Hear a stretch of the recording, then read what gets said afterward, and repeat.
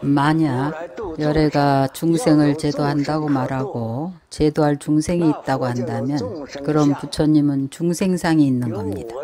아상, 인상, 중생상, 수자상이 있는 겁니다.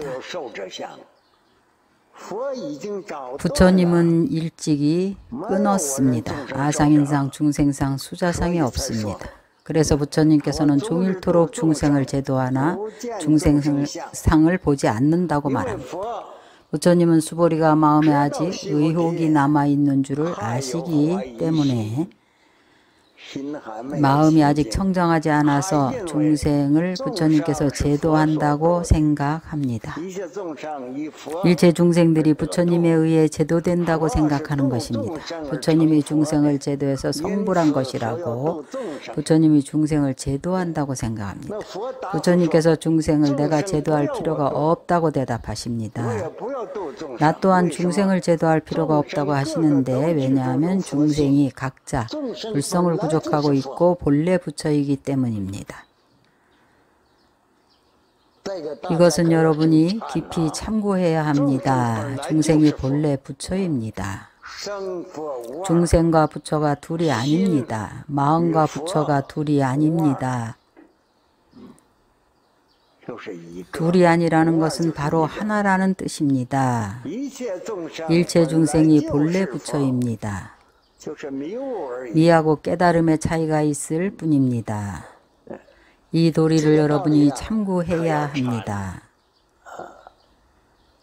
경문과 문자를 보고 말하는 것으로는 안 됩니다. 참고한다는 것은 사유수입니다. 여러분이 반드시 체성을 보아야 합니다. 체성은 같은 것입니다. 똑같습니다. 어떤 모습을 나타내든지 간에 그 체성은 같은 것입니다. 예를 들어서 설명을 하자면 만약 나무를 가지고 이 목조불상을 조성한다면 불단에 모셔놓고 모두 절하고 불공을 올립니다. 만약에 나무를 가지고 의자를 만든다면 우리 모두 앉는 겁니다. 엉덩이에 깔고 앉게 됩니다. 하나는 불단에 모셔놓고 날마다 절을 하고 공경하는데 하나는 엉덩이에 깔고 앉습니다. 이 둘이 같습니까? 모두 다 나무로 만든 겁니다. 원래 다 나무입니다. 이 도리를 통해서 본질이 같음을 알 수가 있습니다. 중생과 부처가 하나의 체입니다. 그가 미에서 타락한 것입니다. 바로 중생입니다. 깨닫고 나면 바로 부처입니다. 부처님은 명료하게 아는 분입니다. 중생이 곧 모두 부처입니다. 미래의 부처입니다. 제불은 이미 성취한 부처님들입니다. 하나는 이미 성취한 분이고 하나는 아직 성취하지 못했으나 원래는 하나입니다. 그래서 수보리야 열애가 나라고 설한 것은 내가 아니니라. 나는 거짓 이름입니다. 나라고 설하는 것은 곧 내가 아닙니다. 그러나 범부는 이렇게 생각하지 않고 나라고 생각합니다. 그는 나라고 설하는 것이 바로 나라고 생각합니다. 나라고 설하는 것이 내가 아닙니다. 이것을 우리가 말하는 가운데 이해할 수가 있습니다. 예를 들어서 우리가 불을 말할 때 불이라고 말하는 것은 불이 아닙니다. 불을 말할 때 불이 아닙니다. 말하는 불이 바로 불이라면 우리 입을 태우지 않겠습니까? 혀도 타지 않겠습니까? 거짓으로 빌린 이름입니다. 그러나 불이라고 말로 하지 않으면 사람들이 어떻게 여러분이 불을 가리키는 줄 알겠습니까? 거짓 이름으로 가리켜서 우리로 하여금 알게 하는 것입니다.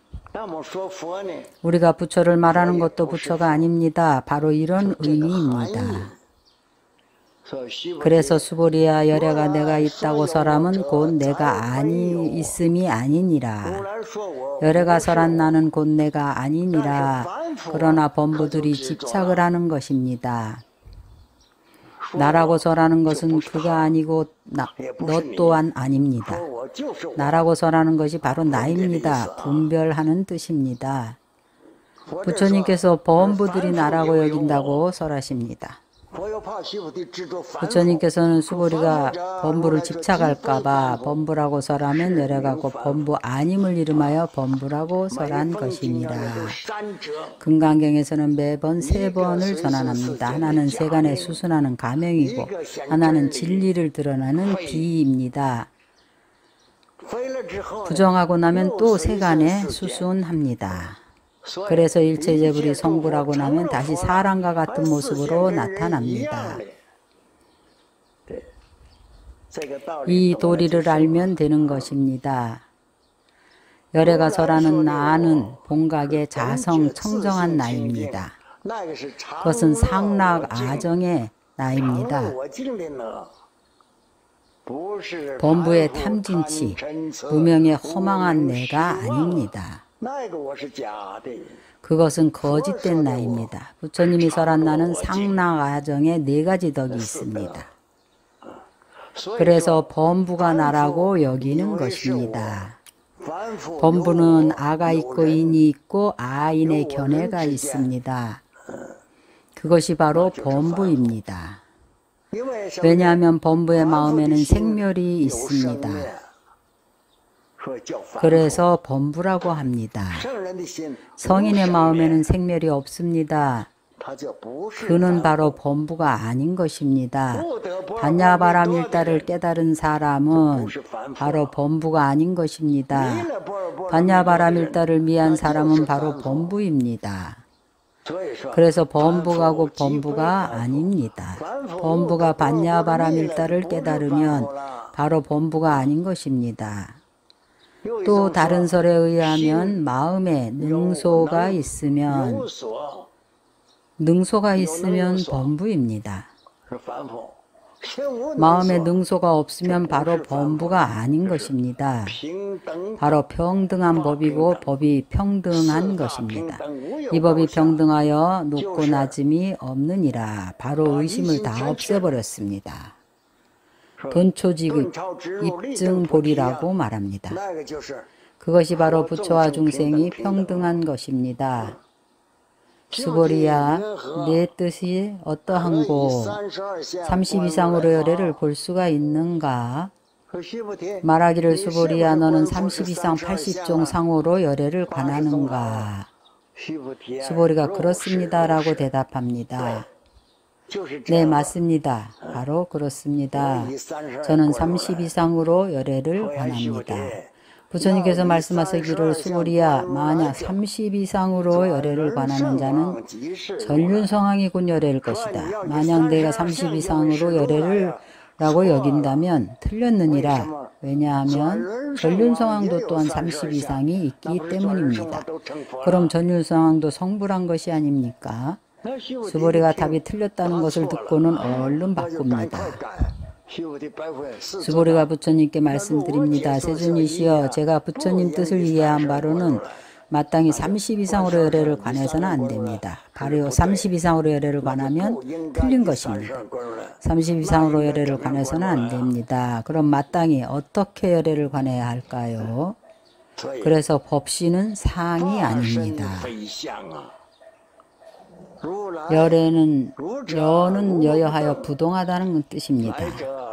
내는 와도 온 것이 아니라는 것입니다. 세간의 응에서 나투는 응현신입니다. 법은 법신입니다. 수보리가 집착하는 마음을 아직 완전히 없애지 않았기 때문에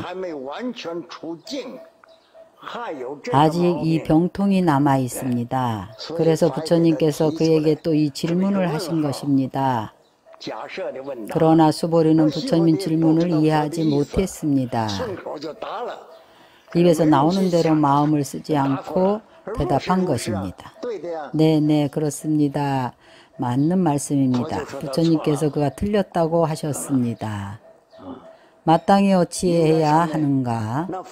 부처님께서 이렇게 말씀하시니 그가 바로 알았습니다. 마땅히 30 이상으로 열애를 관해서는 안 된다고 말합니다. 왜냐하면 30 이상으로 열애를 관하면 전륜성왕도 30 이상을 갖추었기 때문입니다. 부처님과 같습니다. 그러나 전륜성원과 부처님과 다른 것은 어떻게 열애와 같을 수 있겠습니까? 그는 견사옥을 끊지 못했습니다. 만약 내가 부처님 말씀을 이해하기로는 부처님께서 물으시니 제가 나오는 대로 대답했습니다. 제가 부처님 말씀을 이해하기로는 마땅히 30 이상으로 열애를 관해서는 안 됩니다. 30 이상으로 부처를 보아서는 안 됩니다. 이제는 수보리가 완전히 알았습니다.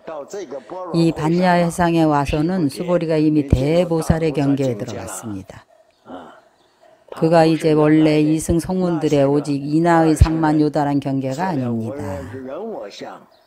그는 이미 법집이 없어졌습니다. 그래서 그가 대답한 것입니다. 땅이 30 이상으로 열애를 관해서는 안 됩니다.